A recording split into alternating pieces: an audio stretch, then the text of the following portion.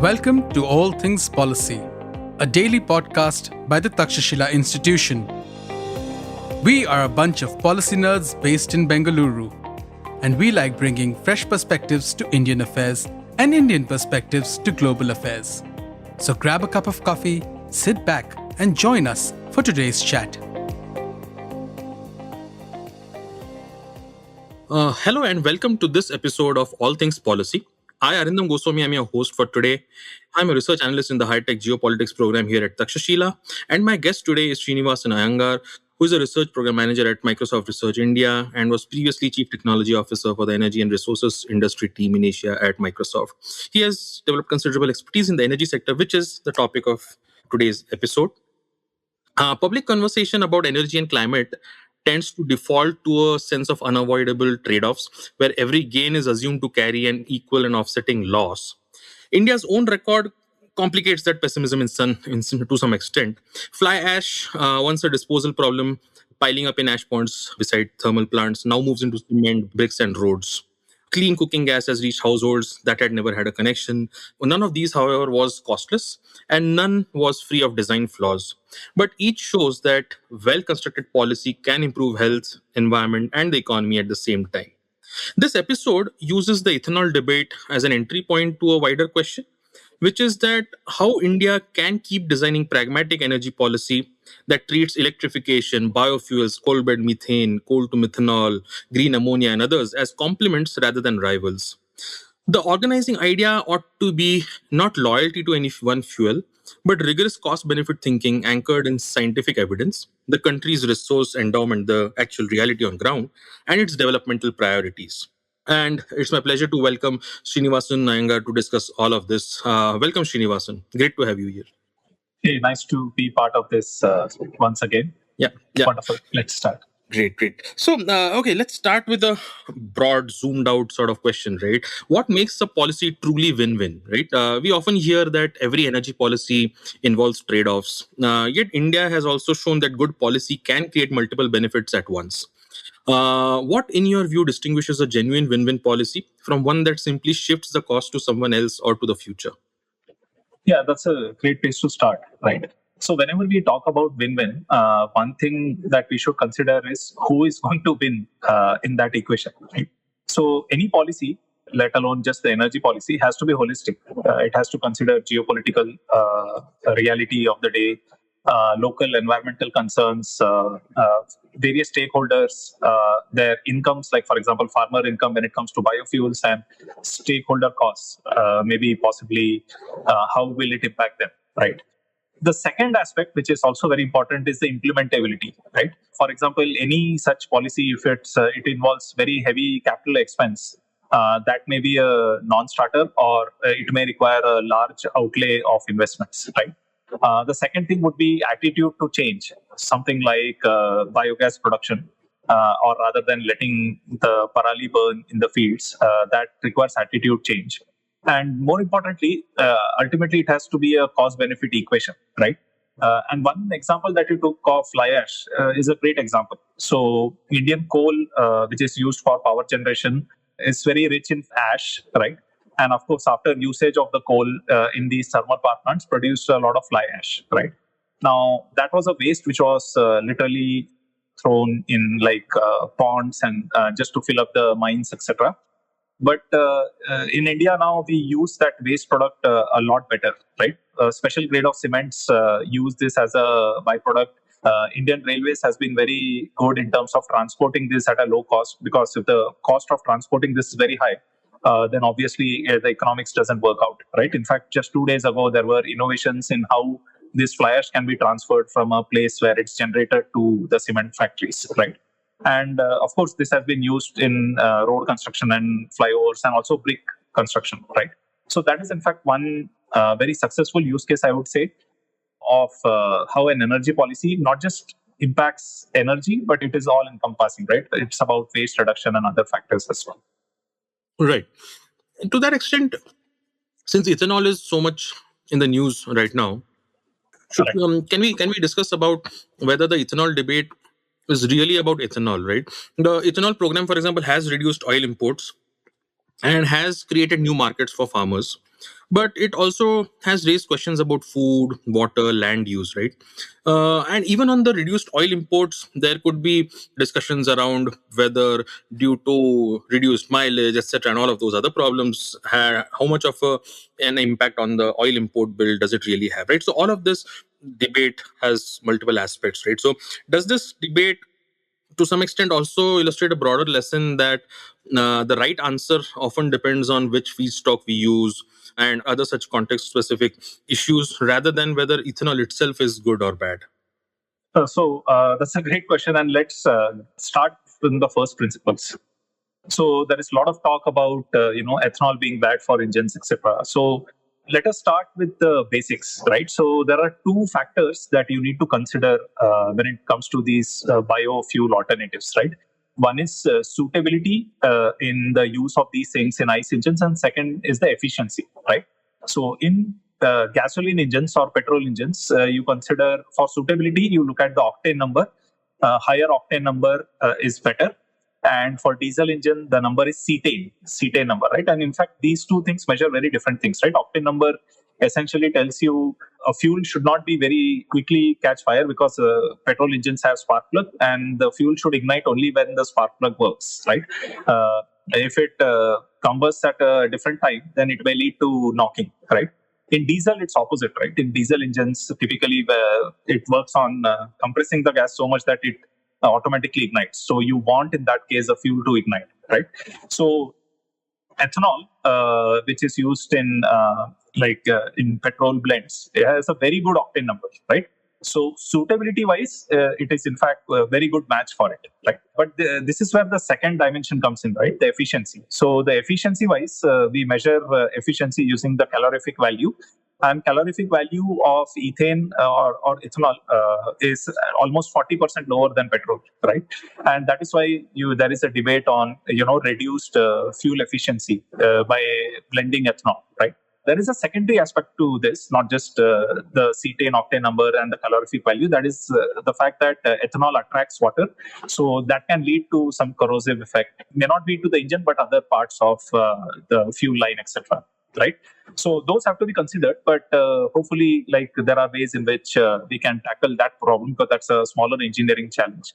The second thing is that when it comes to flex fuel vehicles, to be honest, all of us since 2023 are in a way using flex fuel vehicles, right? Every petrol engine today is certified for E20. So we are in a way using flex fuel vehicles. So one thing that we need to understand is the levelized cost of ownership. Recently, you would have heard the news that Maruti Suzuki has come up with a new vehicle, Wagoner, which can consume flex 85% ethanol blend as well, right?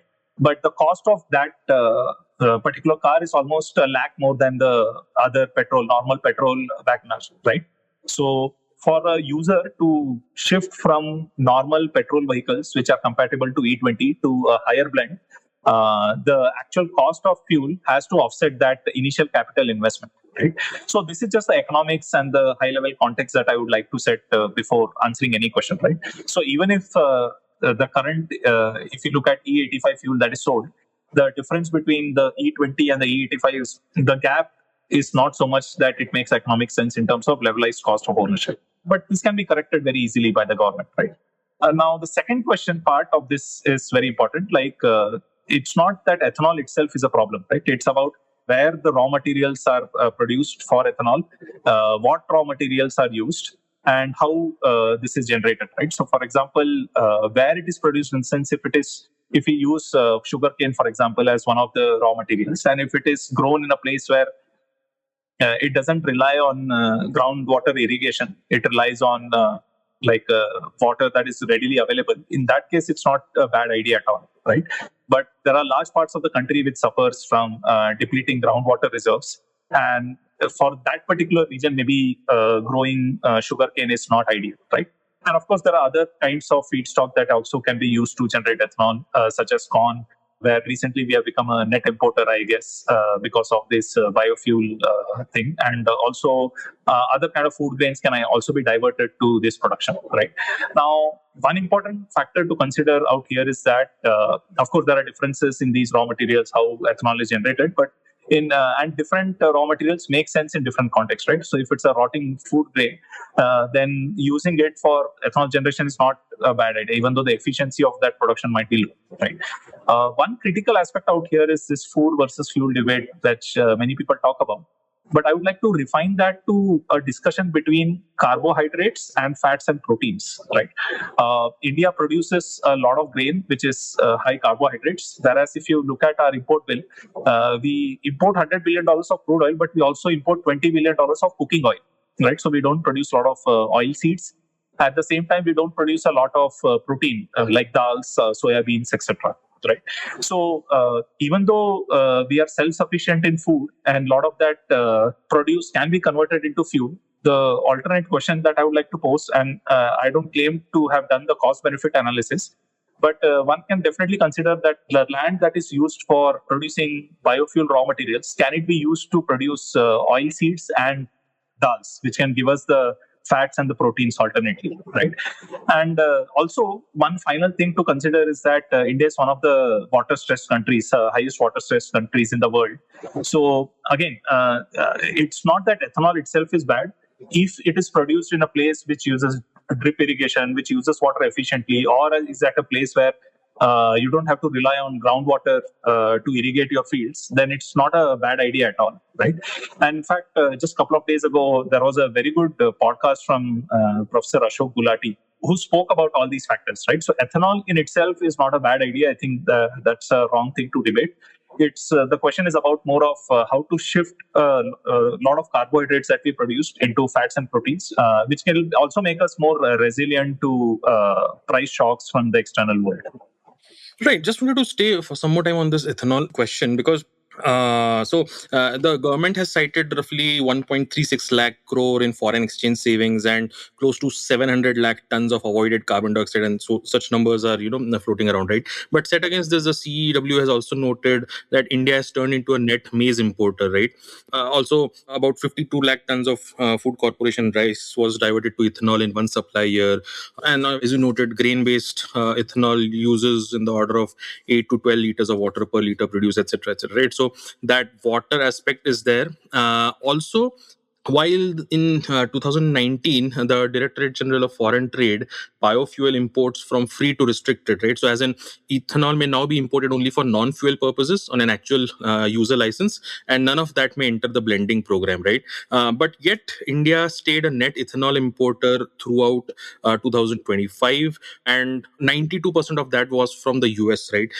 If we juxtapose this against the choke point resolution fix, that objective that we are looking at in terms of reducing our dependence on one supplier and making sure that blockades like the Strait of Hormuz blockade doesn't affect our fuel sort of condition in India. This has now sort of made us dependent on the US, right? So these are some other aspects that probably are also going to be important. Just an aside.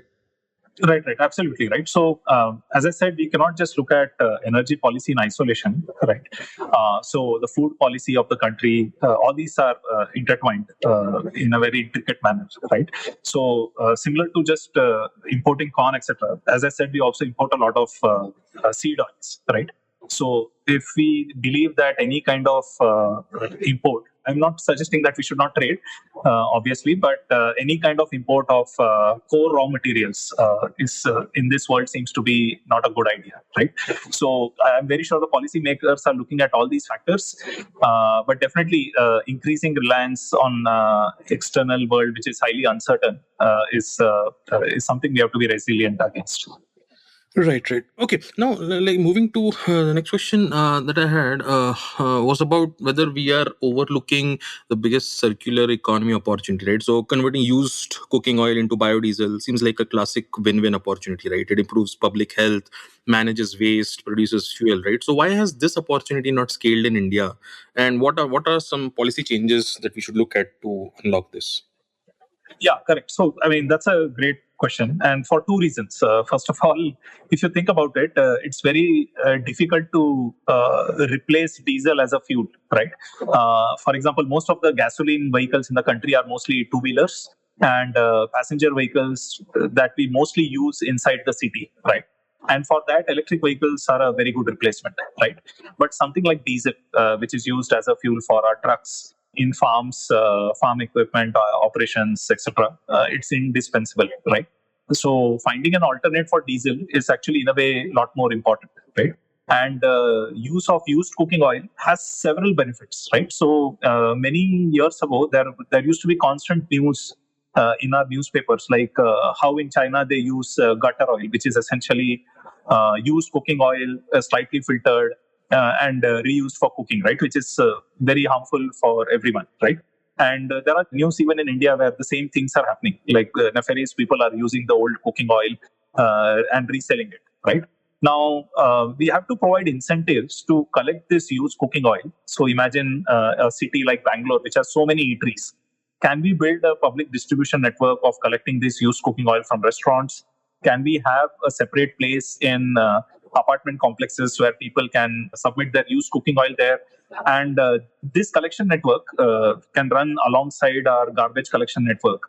And there are these processes like trans-esterification, and each of the major cities can have several of these plants that use this trans-esterification process to convert this used cooking oil into biodiesel, right? And the cool part about biodiesel compared to ethanol is that, in fact, it's very good in terms of suitability. It has a very good cetane number. And similarly, the calorific value is also pretty good. It's not as bad as ethanol in gasoline vehicles, right? So, and not just cooking oils, right? So even slaughterhouses have a lot of animal fat. Even there, you can use some other processes to convert that into biofuel, right? One thing that we have to consider in any time we talk about public policy is that in fact, as a computer scientist, I always look at computer science principles, right? So there is this law called Amdahl's law, which says that any latency cannot be improved beyond the largest bottleneck of that system, right? Similarly, in this case, the key bottleneck is the collection. Once you have the collection in place, you can set up these plants. These are not very expensive plants or which involve a lot of complex process chemistry, right? So once we have that collection on ground in place, then it can have a very big impact, and also it improves public health, right? Now, if you notice, almost all our major cities, the sewage water and rainwater are mixed. It causes a lot of water pollution, and especially in a city like Bangalore, that has been a major crisis, right? On top of that, if you waste this cooking oil in terms of these drains, it's not helping the environment either, right? So this is a classic win-win, right? And the other example that I would like to say is that biomass, right? As you know, there is parali burning that happens every May and every October, right? Right before the Rabi season and Kharif season. The one that is done during October is a lot more popular because that leads to much visible pollution. But believe me, the same amount of crop burning happens in May. It's just that because of the geographical conditions or meteorological conditions at that time, you don't see the same amount of pollution, right? Yeah, and of course, another computer science principle which we all know about is in terms of you cannot do peak provisioning, right? I cannot provision or create biogas plants just for that 1 month period when we have a lot of biomass available, right? So can we provide optionality instead of running these biogas, like we are a middle income country with limited resources, rather than doing peak provisioning of biogas plants so that we can get rid of this parali problem? What we can do is maybe store this biomass, create pellets out of these biomass, which can be stored and used later in biogas plants, and then like you can spread the biomass which is generated during a small period to be used throughout the year, right? So and again, these biogas plants can also have feedstock diversity, right? In many parts of the world, they use municipal waste and many other waste, so that throughout the year these plants are operational and it's commercially viable.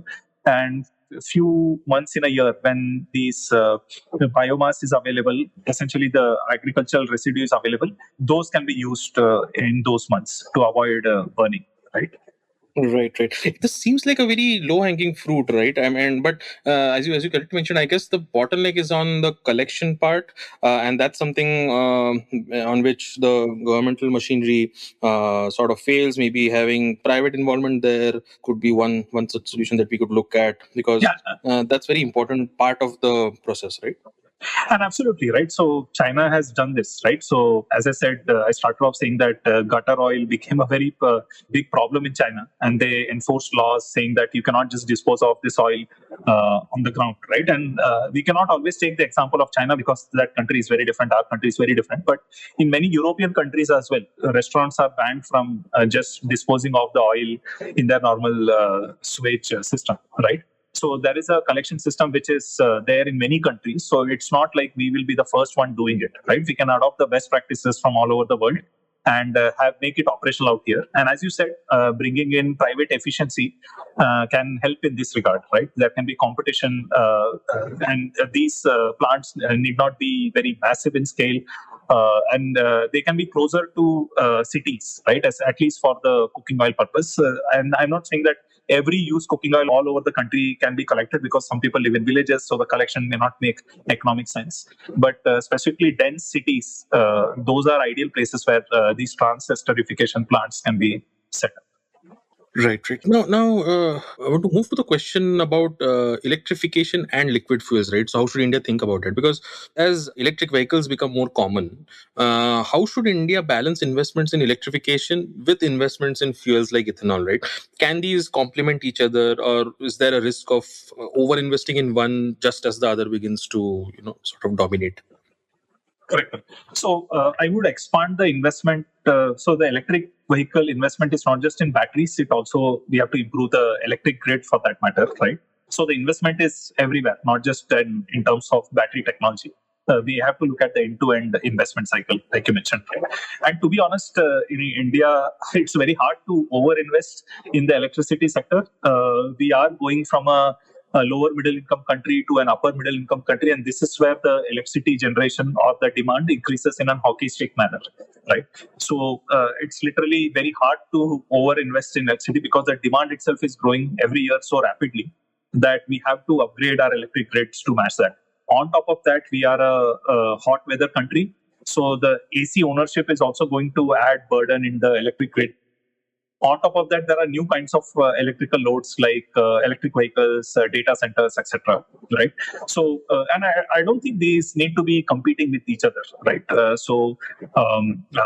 We definitely don't want to invest just in power plants that produce electricity because, of course, there have been cases of stranded units without having transmission lines, etc. But to be honest, I don't think overinvestment is happening, right? Even in ethanol generation, I was reading some news that we have encouraged ethanol generation so much that we are not able to go. We already reached our E20 targets 5 years in advance, right? But one thing that we can further do, and ethanol is not some not just used for crude oil, petrol blending, right? Ethanol has many other use cases. As we become a bigger manufacturing power, our ethanol usage is only going to increase, right?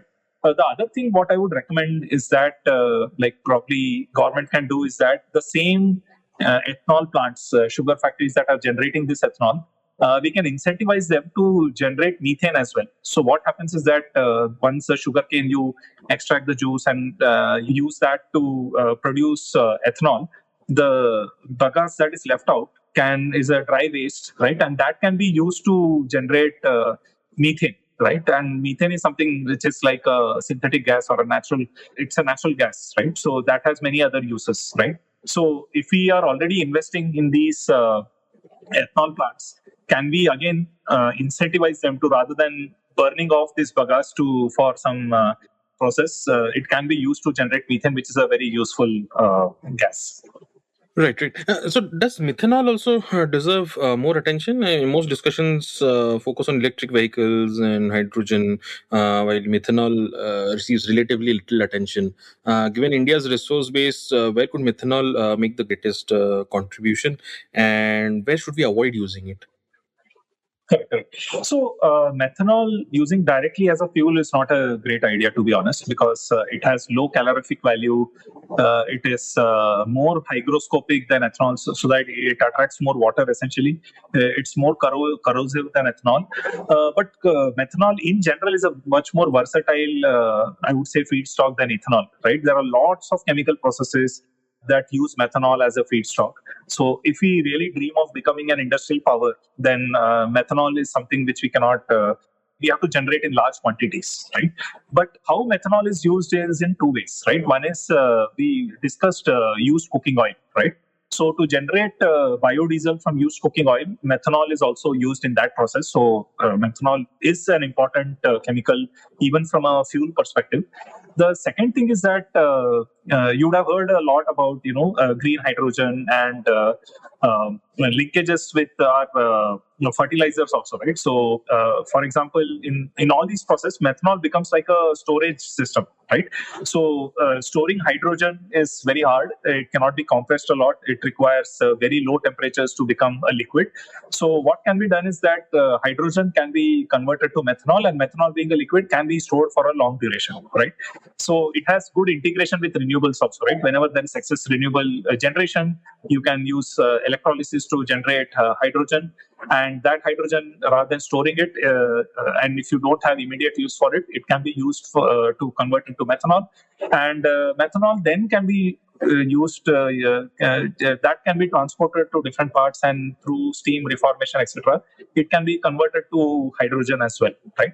So methanol is not directly used as a fuel, but think of it as a storage of energy, right? And it is used as a feedstock for generating biodiesel from cooking oil, and also to carry hydrogen in a way from one place to the other.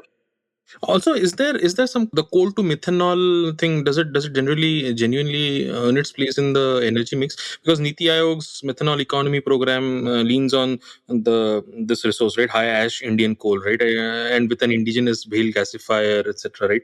So it's also, I mean, even a 15% methanol blending could cut crude imports, like, right? So is that something that's a genuine thing, or are there some other real questions on, say, toxicity, full life cycle emissions, etc., that we need to consider when it comes to methanol programs? Right. So I think methanol is actually a lot more cheaper in the world than ethanol, right? And it is available from many of the same crude oil exporting countries, right? So to be honest, I've not done a cost benefit analysis of methanol being directly blended in fuel. I assume it's not a great idea, as I mentioned, because of the lower calorific value, which is even lower than ethanol, right? But as I said, methanol is a chemical which has a lot of different usages beyond just this fuel. So it is in general something which India should focus on. But as I said, methanol can be directly used for converting used cooking oil into biodiesel, and as a storage for hydrogen, right? And it also is very important for our agriculture, right? As you know, we are also one of the large importers of urea. And so what can happen is that once you have, in India currently we import a lot of natural gas to actually produce hydrogen, and which is then converted using Haber-Bosch process to generate ammonia, right? So that is where methanol can also come in. We can build up reserves of methanol. So methanol, think of it as a very flexible chemical which can be converted from hydrogen to methanol, and that methanol can be converted to hydrogen very easily, right? So it can give us a lot of flexibility and resilience to external shocks. Right. And one thing that's coming out in our discussion is that India has significant domestic resources, right? I mean, we talked about cooking oil, etc., and all of that also, right? So we have coal bed, methane, coal, all of that, right? So should India make better use of the resources it already has, that could reduce energy imports if we use it wisely? How should we think about these resources when we are talking about a transition to cleaner energy? I'm sure there are multiple challenges, technological, economic, even of policy design, etc. Right? So how do you look at this? Right. So actually, to be honest, we are blessed with a lot of coal, and the coal bed methane thing that you spoke about is a no-brainer, right? So I was just reading up, and I found that India has 2,600 billion cubic meters of potential in terms of coal bed methane. right? And if you think about it, our annual usage of natural gas, which is mostly methane, is 70 billion cubic meters, right? So we have multi decades worth of coal bed methane that is available, which can be tapped and used, right? Unfortunately, like with any other fossil fuel, this requires exploration, prospecting, and drilling, right? It's not readily available resource, right? So currently, I believe we produce around just 2 billion cubic meters of coal bed methane. And if you look at the numbers, right, we have 2,600 billion cubic meters. We are producing two, and our annual run rate of using this natural gas is 70. So, of course, it's a no-brainer. We should do it more, but it's not a short-term fix, right? As I said, with any exploration of fossil fuel, it is a long process. It may take multiple years to do it. What quick win which we can do currently with the resources that we have is coal gasification, right? It's a much more short-term vision. And in fact, government knows this very well, right? They recently launched this national coal gasification mission, which targets gasification of, 100 million tons of coal. If you do back of the envelope calculation, this gives you 25 BCM out of the current 70 BCM that we use in our country, right? And this 70 is going to grow to 100 BCM of gas demand by 2030. We locally produce 35. So with the combination of more offshore, onshore exploration to produce more natural gas directly, the second thing is coal bed methane, and with this coal gasification mission, we can see if the stars align, we can become self-sufficient in a matter of around a decade, right? Which is unheard of, right? So that is why there is a push towards the government to go away from LPG and go towards piped gas, because in natural gas, at least, we can reach self-sufficiency if we play our cards well, and we get lucky in terms of prospecting to convert the potential into proven reserves. And the numbers just blow your mind, right? I mean, when we look at the lost or untapped opportunity, right? As you just mentioned, India sits on an estimated billions and billions of cubic feet of coal bed methane. The Niti Aayog itself has, I guess, suggested even unlocking a fifth of it could displace around 15% of LNG imports by 2030. And as you mentioned, the actual output is a minuscule percentage of that, 2 million standard cubic meters a day, against Australia's roughly 117, right? So I'm sure there are many things that we need to improve, but there surely could be something from other countries that we could probably look at in terms of fiscal incentives, etc.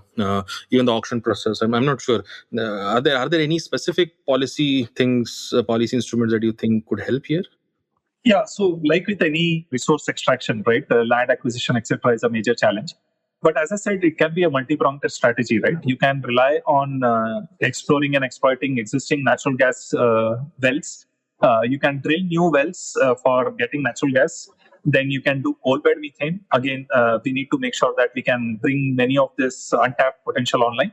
And the fourth thing is a lot more short term, where we can do coal gasification, right? Which is it doesn't involve a lot of exploration or luck. You just have to build the plants, the gasifiers, to convert the coal into methane, right? Or natural gas or synthetic gas for that matter, right? So, in fact, the combination of all these things, at least back of the envelope calculation wise, it doesn't seem far-fetched that by 2030, 2035, we may be self-sufficient in the natural gas demand that we have to satisfy the natural gas demand.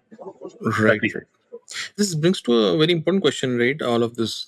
Should policy focus on the technologies per se or on outcomes, right? I mean, instead of asking whether ethanol, EVs, methanol, or hydrogen is the winner, should policymakers instead focus on like broader outcomes, reducing imports, lowering emissions, improving public health, etc., etc., right? So would that by itself lead naturally to a more balanced energy mix, or is it that considering some geopolitical aspects which have come to the fore in the recent years, we need to focus on specific technologies because the outcomes have to be on a very short time basis?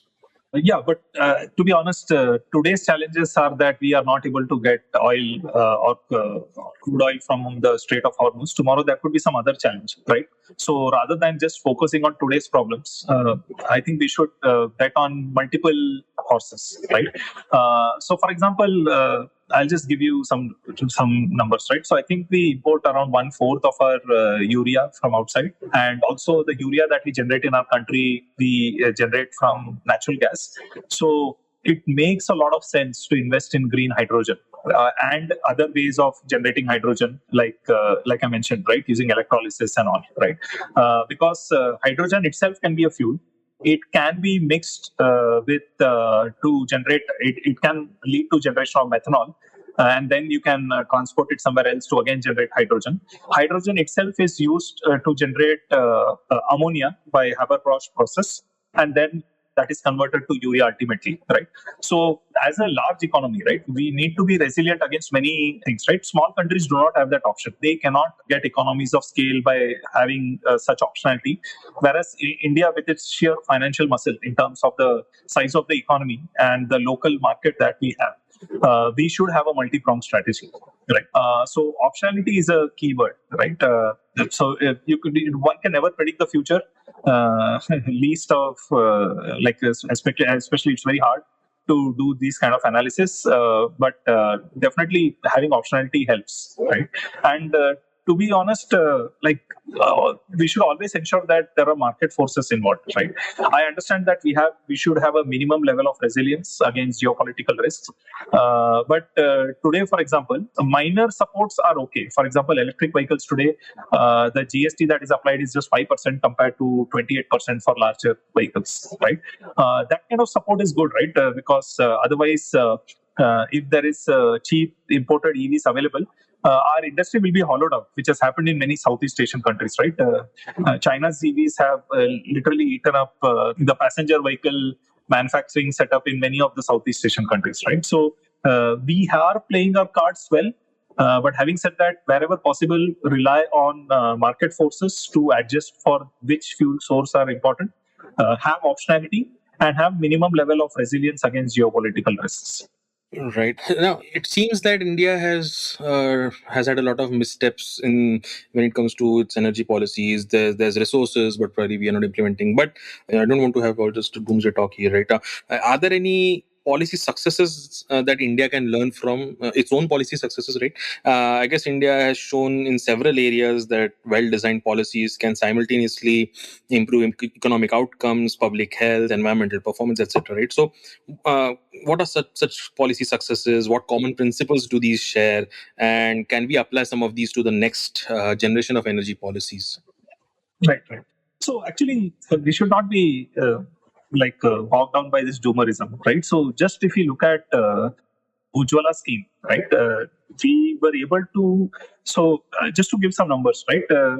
These numbers were very common. You can find it very easily. That overall deaths in India due to pollution was around 2 million a year, right? Directly or indirectly caused by pollution, right?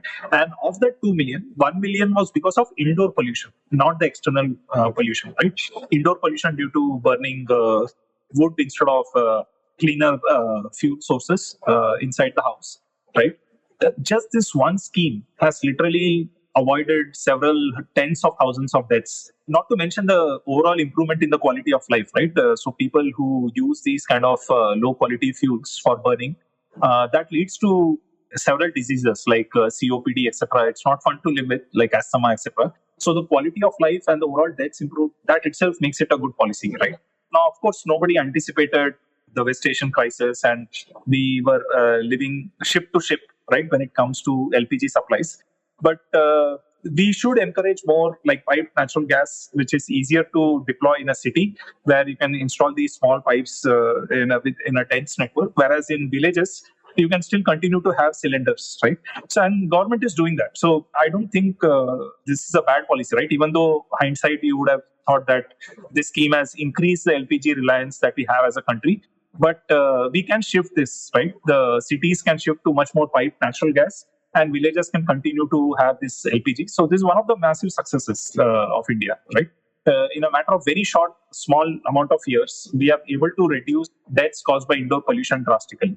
Right, right, and you never know when even small things can have disproportionate impact, right? I mean, it's not related to energy, but just as an example, the Swachh Bharat mission, etc., has actually been credited in like quasi-experimental studies in some reports, in some studies, with averting an estimated 60,000 to 70,000 infant deaths a year through toilet construction.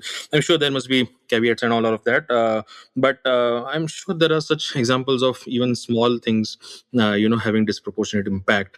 Okay, so just to round up our discussion here, if we were to design India's energy policy for the next 20 years, what principles would now guide it? How do we build institutions that continually evaluate technologies based on evidence, right? Changing realities, cost benefit analysis, rather than locking ourselves into just one solution or another, right? Right. I will answer this question in like four different points, right? The first thing that is very important is that we have to understand the core raw materials that our industry needs, that our agriculture needs, and our residential like people need, right? So these core raw materials are hydrogen, ammonia, methane, methanol, ethanol, etc. Right. So think of how China thought about these rare earth elements, batteries, which are like core ingredients to building like higher end stuff, right? Like electric motors and electric vehicles, etc. Right. Similarly, I feel that looking at the current world scenario, I think similar to maritime choke points that is in the headlines, there would be these commodity choke points that might affect us or might impact our growth, right? So we need to be resilient against that. So understanding these core raw materials is very important. The second thing that I would like to say is that we have to really invest in R&D, right? So when we talk about coal gasification, biogas production, etc., this is a process chemistry, right? Electrolysis, these are all process chemistry things, right? We have to invest there. We have to invest a lot on biochemistry, right? So there are innovations in terms of new enzymes that can generate isobutanol from grains. I was just reading about it, which has much more calorific value. So it's a better option for blending in petrol than, for example, ethanol. Fermentation, etc., also comes in biochemistry and sheer engineering, right? We have to invest in research. And again, here I'm very positive, right? So think about a lot of success stories in the past, right? So for example, let's go back to the World War II when US invested in Manhattan Project. It's not that the Manhattan Project delivered nuclear bombs, right? It also paved the way for nuclear energy, nuclear medicine, which is a first order innovations directly out of Manhattan Project, right? There were also some second order innovations, right? For example, creation of modern computers actually started with Manhattan projects. The discovery of Markov chain Monte Carlo techniques, right, was because of the Manhattan Project. So when you go for these big science initiatives, right, there are multiple innovations that keep happening, right? And I can give an example close to our home also, right? So if you look at Kalpakam, right, we had a vision of three-stage nuclear reactors because we have a lot of thorium, but which is not fissile, it's fertile. Whereas you are not blessed with uranium, right? So Homi Bhabha's three-stage cycle, recently we proved that we can operate a fast breeder reactor, which is the second phase. And look at the engineering challenges we had to deal with it, right? We are literally using liquid sodium as coolant, right? Because we want the neutrons to flow fast. At the same time, we want to moderate the temperature, right? So this is, as we know, with basic chemistry, like sodium is not a simple thing to deal with, right? It's highly reactive, and that too in a liquid form. Imagine the engineering challenge that we have overcome, right? And even recently, I was reading that they were able to produce hydrogen from the waste nuclear heat using copper chlorine thermocycle, right? So when you go for the big science projects, right, automatically smaller innovations happen, and some innovations that you never know how it can help you in the future, right? So original idea was to create resilience against lack of uranium, which led to fast breeder reactors, looking at a lot of engineering challenges. And that led to this secondary success story of producing hydrogen from nuclear waste, right? That can be replicated in many other plants as well, right? So investing in research and development is super critical, right? And finally, I feel there can be a lot of more people who can come together in designing these cost benefit analysis, right? There are a lot of safety aspects involved. There is economics involved. We literally need an army of sustainability engineers to do this cost benefit analysis across these different fuel types, right? So I feel this is how we should look at it, right? We can improve the cost benefit analysis, focus on understanding the core raw materials that are important for our industrial growth, and then invest in research and development, right? These are the three things that I would focus on. Right. Cost benefit analysis, diffusion, positive externalities of research. All of these are such perfect concepts to end our podcast on. These are such sweet words for a public policy analyst or enthusiast. So yeah, thanks, Srinivasan, for joining us. It was a wonderfully deep and insightful discussion. I'm sure our listeners would also enjoy it. Thanks for joining us. Yeah, this was a lot of fun. Thanks a lot. Thanks. Bye. If you liked our show, dive into Takshashila's research on technology, strategy, and economic affairs. Check us out at our Twitter handle at Takshashila INST or our website takshashila.org.in.